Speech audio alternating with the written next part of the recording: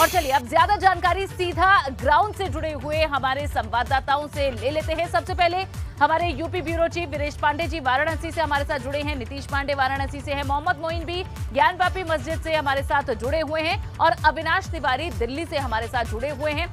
सबसे पहले रुख करेंगे हमारे ब्यूरो चीफ वीरेश पांडे जी का।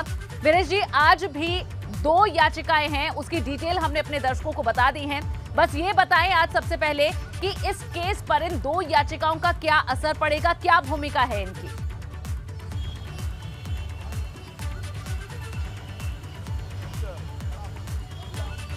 वाराणसी में याचिकाएं जो पड़ी हैं, कोर्ट जब इसकी कार्यवाही शुरू करेगा, हर पक्ष की अपनी अपनी मांग है और दलील है। यहां से लेकर सुप्रीम कोर्ट तक, सुप्रीम कोर्ट भी हिंदू सेना पहुंच गई है, मस्जिद कमेटी की याचिका खारिज करने की मांग कर रही है। ज्ञानवापी मस्जिद मामले में हिंदू सेना ने खुद को पक्षकार बनाए जाने की मांग की है, ये भी एक डेवलपमेंट है। तो लगातार इस पूरे मामले में डेवलपमेंट हो रहे हैं। जो हिंदूवादी पक्ष है उनकी अपनी मांग है, जैसा कि आपने ग्राफिक्स के जरिए और अपने बयानों के जरिए सुनाया दर्शकों को, और उसके बाद से जो मुस्लिम पक्षकार हैं उनको उनके अंदर भी अपनी अपनी बातें हैं, वो भी सुप्रीम कोर्ट और जिला सत्र न्यायालय पहुंचे हैं। लेकिन इस पूरे मामले को लेकर राजनीति भी अब गर्मा गई है। जी हाँ, उत्तर प्रदेश की सियासत है, सियासत में इस तरह की, जैसे ही ज्ञानवापी मामला, अभी कुछ दिनों से राजनीति इस पे बहुत थमी हुई थी।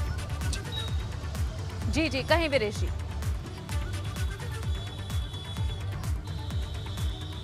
जी आवाज? जी वीरेश जी, आपकी आवाज हमें मिल रही है, अगर आप सुन पा रहे हैं तो अपनी बात पूरी करें। जी, तो अनु, हेलो।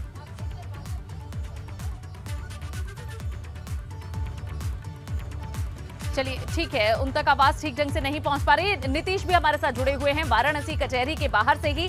नीतीश, बताएं कितने बजे आज की सुनवाई शुरू होगी और क्या कुछ और अपडेट है इस मामले को लेकर?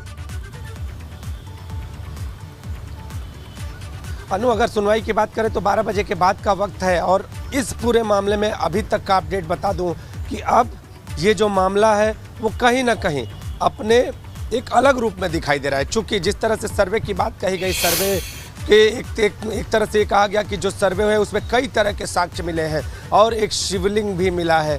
तो शिवलिंग मिला है, लेकिन शिवलिंग के नीचे का भाग कहीं ना कहीं जो दीवारों में चुना गया है उसका सर्वे कैसे हो, उस कमरे की मिट्टी निकालकर उस कमरे का सर्वे कैसे हो, ताकि और भी साक्ष्य, इसे लेकर याचिका डाली गई है और उस पर आज आपत्ति दाखिल की जा सकती है। इसके साथ ही आज इस पर भी सुनवाई होनी है। इसके साथ जो सरकारी वकील की ओर से जो अपना पक्ष वहाँ पे रखा गया, अपना पक्ष अपना वहाँ डाला गया कि जो तालाब है वहाँ पर, तालाब में जो मछलियाँ हैं उन पर कहीं ना कहीं कहे कि उनकी जान पर कोई बनवाएगी, तो ऐसी स्थिति में उनके रखरखाव की क्या व्यवस्था हो। तो इन सारे वादों को लेकर आज 12 बजे के बाद सुनवाई होनी है। जो कहते हैं कि जो प्रतिवादी पक्ष है या वादी पक्ष है उनको भी विचार रखने का मौका मिलेगा और देखना ये होगा कि सिविल जज सीनियर डिवीजन का इन 2 मुद्दों पर फैसला क्या होता है। चूँकि जिस तरह से ये पूरा मामला लोगों के संज्ञान में है, लोग अपनी निगाहें बनाए हुए हैं, ऐसी स्थिति में जब इन 2 बिंदुओं पर लोगों की खास तौर पर नजर है, 12 बजे के बाद का इंतजार करना होगा और जो तथ्य सामने आएंगे वो भी जनता के सामने एबीपी गंगा रखता नजर आएगा। बिल्कुल। और नीतीश, आपसे ये अपडेट हम लगातार लेते रहेंगे। हमारे साथ मोहम्मद मोइन भी ज्ञानवापी मस्जिद से जुड़े हुए हैं। मोहम्मद मोइन, ये बताएं कि कल जो सुनवाई हुई और उसके बाद जो निर्देश दिए गए वो हमने जाने, कल से लेकर आज तक, आज की सुनवाई तक क्या कुछ अपडेट हुआ है, ये हमारे दर्शकों को एक बार बता दें। देखिए, इस मामले से जुड़े हुए 2-3 अपडेट आपको बता देते हैं कि वाराणसी की जिला अदालत में आज इस मामले से जुड़ी हुई अहम सुनवाइयां होनी थी, लेकिन आज सुनवाई होने की उम्मीद बेहद कम है क्योंकि आज वाराणसी के जो जिला कचहरी के वकील हैं वो हड़ताल पर हैं। आज कोई कामकाज नहीं करेंगे वकील, इस वजह से आज इस मामले की सुनवाई होने की उम्मीद ना के बराबर है। इस केस से जुड़े हुए कई वकीलों से हमारी बातचीत भी हुई है। आपसे कुछ देर पहले उन्होंने भी यही कहा है कि आज इस मामले में सुनवाई होने की उम्मीद ना के बराबर है। वही दूसरी तरफ मुस्लिम पक्ष के अगर हम वकीलों की बात करें तो मुस्लिम पक्ष के वकीलों ने साफ कर दिया है कि अगर आज इस मामले की सुनवाई होती है तो कल वादी महिलाओं की तरफ से जो अर्जी दाखिल की गई थी उस पर वो अपनी आपत्ति दाखिल करेंगे और अदालत से ये गुहार लगाएंगे कि पहले सर्वे रिपोर्ट आने दीजिए। सर्वे रिपोर्ट जब आ जाएगी उसके बाद ही कोई फैसला लीजिएगा, उससे पहले कोई फैसला ना लिया जाए। और दूसरा साथ ही साथ कि हमें सुना जाए। तीसरी एक बात और साफ कर दें कि मुस्लिम पक्ष जो सीलिंग का आदेश हुआ है, जो मस्जिद के वजू खाने को सील किया गया है, उस आदेश को इलाहाबाद हाई कोर्ट में चुनौती नहीं देगा। इस बात को मुस्लिम पक्ष की तरफ से साफ कर दिया गया है। उसकी तरफ से ये कहना है कि चूंकि ये मामला सुप्रीम कोर्ट जा चुका है, सुप्रीम कोर्ट इस मामले में सुनवाई कर रहा है, 19 मई को भी सुप्रीम कोर्ट में सुनवाई होनी है, इस वजह से इस फैसले को इलाहाबाद हाई कोर्ट में चुनौती नहीं दी जाएगी। तो इस वक्त की 3 बड़ी अपडेट ये है कि वाराणसी के जिला कोर्ट पे आज वकीलों की हड़ताल है।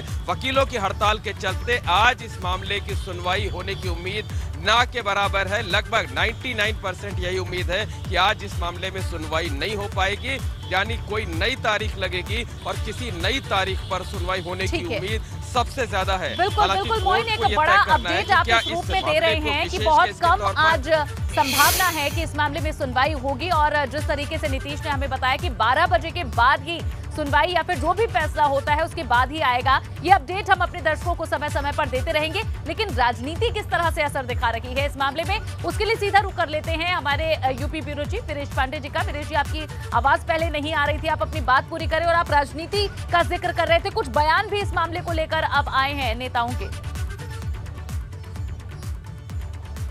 देखिए, बयान अभी थमे हुए थे, लेकिन चूंकि राजनीति इस पे करनी है, अयोध्या के बाद अब ज्ञानवापी पे राजनीति शुरू हो गई है। चाहे ओवैसी हो, चाहे अखिलेश यादव हो, चाहे दूसरे नेता हो। हालांकि भारतीय जनता पार्टी के जो नेता हैं अभी इस पूरे मामले पर एक हद तक संयम बनाकर रखे हुए हैं, लेकिन ओवैसी की तरफ से और जो छुटभइये नेता हैं और भी तमाम बड़े नेता हैं, उनकी तरफ से भी बयान शुरू हो गया। इस पूरे मामले का राजनीतिकरण कोर्ट से अलग हटकर, क्योंकि राजनीतिक रोटियां सेकना जरूरी है। अयोध्या पर राजनीतिक रोटियां सेकी गई, सरकारें आई, सरकारें गई, गोलियां चली, फिर उसके बाद से तमाम चीजें सबके सामने है। अब दूसरा मामला जो है अयोध्या के बाद काशी है, तो काशी के ज्ञानवापी विवाद को लेकर जो राजनीतिक लोग हैं वो अपनी गिद्ध निगाहें बनाए हुए हैं। जी हाँ, यहाँ पर अभी मैं चौक इलाके में खड़ा था कुछ देर पहले, और उसके बाद से जब मैं कचहरी आया तो कचहरी में चाय पीते हुए जब यहाँ बैठा था तो काशी के जो कुछ विद्वान जो यहाँ चाय जिसे कहते हैं अड़ी पर बैठे थे, अड़ी पर मैं भी उनके साथ चाय पी रहा था, तो उन्होंने एक शब्द का प्रयोग किया। उन्होंने कहा कि अब राजनीतिक गिद्ध निगाहें, जी हाँ, ज्ञानवापी मस्जिद मामले में अब अटकी हुई हैं, और वो निगाहें यहाँ की राजनीति, यहाँ की आबो हवा को खराब जरूर करेंगी। लगातार उनका बयान होगा, बयान से वो भड़काएंगे, माहौल खराब करेंगे। रही बात कोर्ट कचहरी की, तो दोनों पक्षों ने कोई जिसे जिला सत्र में जाना है वो जिला सत्र में गया है, जिसे सुप्रीम कोर्ट में जाना है वो सुप्रीम कोर्ट में गया है, जिसे इलाहाबाद हाई कोर्ट में जाना है नहीं जाना है वो वहां जाएगा नहीं जाएगा। लेकिन राजनीति अब काशी में उसी तरीके से देखने को मिलेगी जैसे अयोध्या में कुछ वर्षों पहले तक हमें देखने से पहले मिलती थी। और हर मामले में अयोध्या एक विवाद का विश्व स्तर पर केंद्र बना हुआ था। उसी तरीके से माहौल खराब करने की कोशिश राजनीतिक ज्ञानवापी को भी विश्व स्तर पर विवाद का, समाजवादी पार्टी के भी कई नेताओं ने विरेश जी किया है। और आगे भी आप हमारे साथ जुड़े रहिएगा, और भी खबरों पर अपडेट है वो आपसे जरूर लेते रहेंगे, उस पर आगे जानकारी। और इस बीच अपने दर्शकों को कुछ और खबर बड़ी दे दें, जहां ज्ञानवापी मामले में कोर्ट कमिश्नर अजय कुमार मिश्रा को कमिश्नर पद से हटा दिया गया है।